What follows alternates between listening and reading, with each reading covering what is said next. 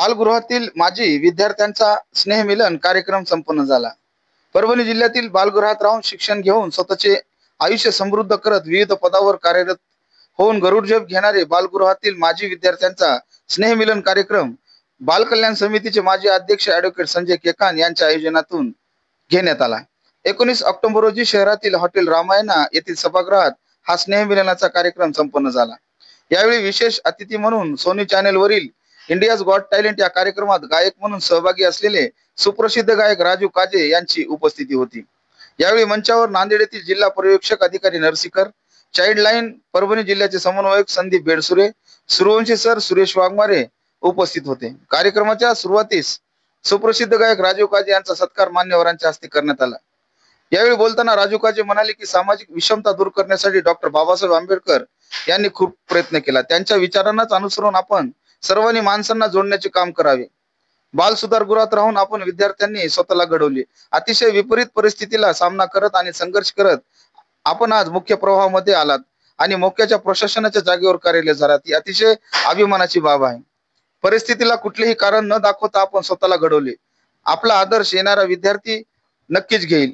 दिवाळीच्या या पावन पर्वावर हा अनोखा स्नेहमिलनाचा कार्यक्रम घेण्यात आला। आपण सर्वजण एकत्र येऊन अजूनही सामाजिक जाणीव ठेवून उपेक्षित गोरगरीब लोकांसाठी मिळून काम करूया असे म्हणत त्यांनी सर्वांना दिवाळीच्या निमित्त शुभेच्छा दिल्या।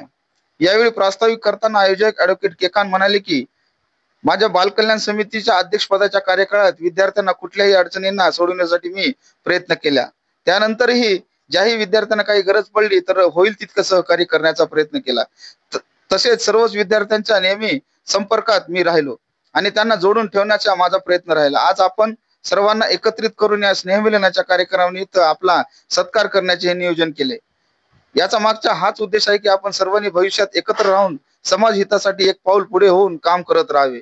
अजून ज्या विद्यार्थ्यांचा संपर्क झाला नाही त्यांनाही आपण जोडून यापुढे विविध उपक्रमाच्या माध्यमातून काम करायचे असे म्हणत त्यांनी उपस्थित विद्यार्थ्यांना दीपावलीच्या निमित्त शुभेच्छा दिल्या। उपस्थित विद्यार्थ्यांचेही यावेळी सत्कार करण्यात आले।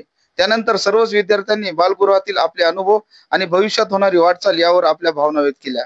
बालगृहातील शिक्षक, शिक्षक कर्मचारी आणि विशेष करून ॲडव्होकेट संजय केकान सर यांनी वेळोवेळी आम्हाला मार्गदर्शन केले व सहकार्य केले आणि सातत्यपूर्ण त्यांचे आशीर्वाद आमच्या पाठीशी असतात। आज त्यांनी आयोजित केलेला हा कार्यक्रम आमच्यासाठी खूप आनंद देऊन जात आहे अशा भावना व्यक्त करत त्यांनी कृतज्ञताही व्यक्त केली। कार्यक्रमानंतर स्नेहभोजनाचा कार्यक्रम घेण्यात आला।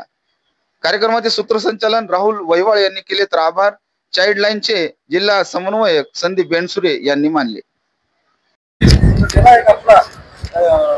मदतीचा हात आपला असावा। मी जसं आता बोललो की सहवेदना वेदना जागू संवेदनाचे आपण म्हणत होतो, तर ते सहवेदनेचं रूपांतर यांच्या आजचा जे विचार आहे त्याच्यातून होतंय आणि हा एक फारच आगळा वेगळा असा एक संकल्पना आहे आणि त्याची सुरुवात आज मुहूर्तमेढ आज होत आहे।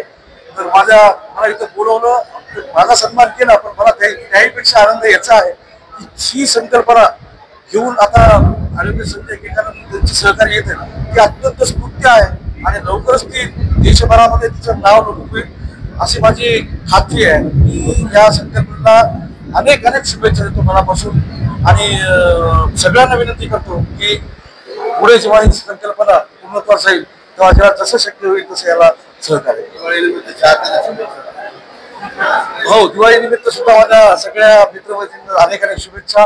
आनंदाने दिवाळी करा, द्वेष टाळा, जाती पात धर्माच्या बाहेर जाऊन कारण माझं एक म्हणणं असते राहून पुण्या जाती धर्मात जन्म घ्यायचा हे काही आपल्या हातात नाही, पण जी गोष्ट आपल्या हातातच नाही ज्यात आपलं काही कॉन्ट्रीब्युशन नाही त्याचा आपण टेपा काय फिरवायचं नाही का। आपण जे काम करू नंतर त्याचं तुम्ही कौतुक करा। मी परत समतेचा एकतेचा संदेश या दिवाळी निमित्त देऊ इच्छितो।